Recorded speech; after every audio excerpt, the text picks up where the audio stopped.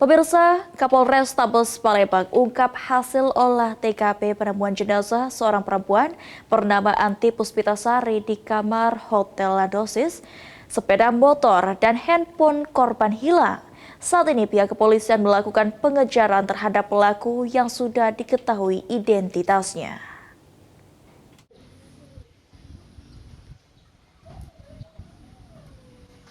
Kasus tewasnya seorang perempuan bernama Anti Puspitasari, warga Jalan Tegal Binangun, Kecamatan Pelaju Darat, di kamar Hotel Landosis pada Sabtu kemarin 11 November 2025, Kapolres Tabes Palembang Kombes Pol Haryo Sugiartono mengatakan, dari hasil olah tempat kejadian perkara TKP menunjukkan adanya tanda-tanda kekerasan berat, yakni mulut korban disumpal kain, tangan terikat, dan ada bekas cekikan.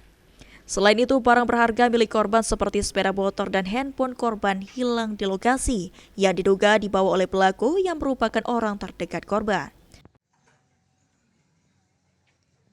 Kami saat ini sudah mengantongi tampilan wajah tersangka, namun kami sedang mencoba mendalami, mengidentifikasi identitas daripada tersangka tersebut yang patut diduga sebagai pelakunya, mendasari keterangan-keterangan maupun barang bukti yang saat ini sudah kami kumpulkan. Kami menduga juga ada peristiwa yang lain, yaitu pencurian, karena sepeda motor daripada korban hilang, ya, yang inilah yang menjadikan salah satu kesimpulan yang kami dapatkan beberapa peristiwa yang terjadi. Yang pasti adalah peristiwa tidak pidana pembunuhan.